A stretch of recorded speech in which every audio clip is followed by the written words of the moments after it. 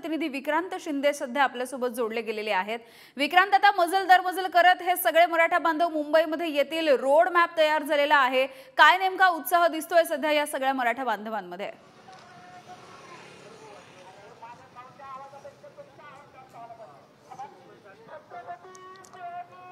यामिनी खरं तर अगदी काही मिनिटांपूर्वी मी जिथे उभा आहे त्याच्या शेजारच्या रस्त्यावरून ही जी पायी दिंडी आहे ती पायी दिंडी पुढे गेलेली आहे। आपण सुद्धा काही वेळात आपलं हे लाईव्ह संपलं की पुढे जाणारच आहोत। मात्र आतापर्यंतच्या उत्साहाविषयी सांगायचं झालं तर संपूर्ण जो परिसर आहे म्हणजे हायवेवरून जात असताना हायवेच्या दुतर्फा आपण पाहिलं तर भगवे झेंडे आपल्याला या मराठा आंदोलकांच्या हातात दिसत होते आणि त्यांच्या मनात नेमका काय उत्साह आहे आपण आपल्यासोबत काही मराठा आंदोलक आहेत आपण त्यांच्याकडूनच जाणून घेऊया।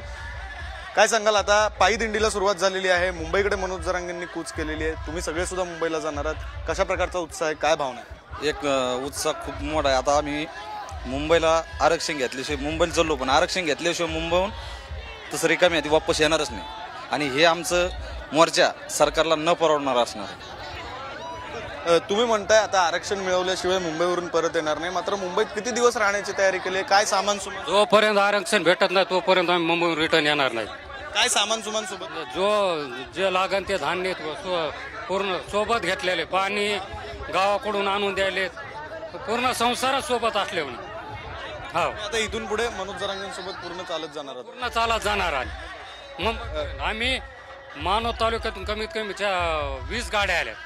हां, तुम्ही जसं म्हणताय तसं आता पायी दिंडीला सुरुवात झालेली आहे, मात्र पायी दिंडीला सुरुवात होण्याच्या आधी पत्रकार परिषद जेव्हा घेतली मनोज जरांगे पाटलांनी त्यावेळी त्यांच्या डोळ्यात आपल्याला अश्रू पाहायला मिळाले। त्यांच्या डोळ्यातले अश्रू पाहून काय वाटलं? म्हणजे इतक्या दिवसांचा लढा सुरू आहे मात्र अजूनही त्यांच्या डोळ्यात अश्रू दिसत आहेत, काय वाटतं? इतकं म्हणजे परिश्रम घेऊन जर आरक्षण भेटत नसलं तर त्या माणसाला म्हणजे डोळं फुटणारच नव्हतं। आणि आजचा जे उत्सव आहे, समजा हा जे पंढरीला जे लोक जाते जसं पांडुरंगाला भेटायला तसं पांडुरंगच आमच्यासोबत असल्यासारखं आम्हाला वाटतो। त्याच्यामुळे आता आरक्षण घेतल्याशिवाय आम्ही वापस येत नाही।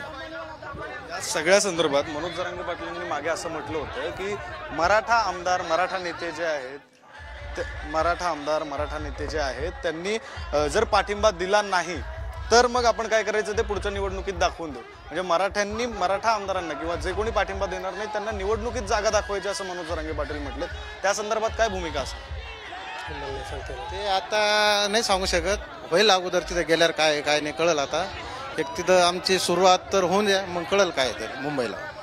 प्रहार संघटनेचे एक बंधू होते, खरं तर बच्चू भाऊ ज्यांची ही संघटना आहे बच्चू कडू, त्यांनी सुद्धा पाठिंबा जाहीर केलेला आहे, मात्र ते सरकारचे शिष्टमंडळ म्हणून सुद्धा भेटायला जात आहेत। तुमची काय याबाबतचा स्टँड काय, तुमची भूमिका? प्रथम मी तुम्हाला एक असं सांगतो की आम्ही सोलापूर जिल्ह्यातून माळशिरस तालुक्यात आमचे प्रहारचे सर्वच पदाधिकारी जरंगे साहेबांना पाठिंबा देण्यासाठी आलेले आहेत। तर बच्चूभाऊ सातत्यानं बच्चूभाऊ हे मराठा आरक्षणासाठी एक विशिष्ट मंडळ म्हणून एक भूमिका राबवतात।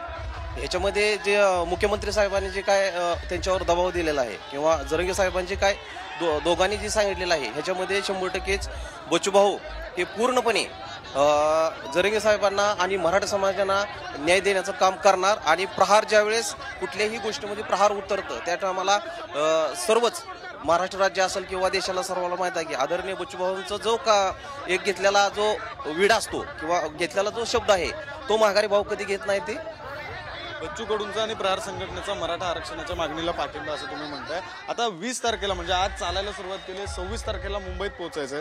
मुंबईत पोहोचल्यानंतर आझाद मैदानात उपोषणाला बसणार आहेत। त्याचवेळी ओबीसी समाजाचे नेते म्हणतायत की आम्ही सुद्धा 26 तारखेलाच तिथे आझाद मैदानातच उपोषण करणार, काय वाटतं?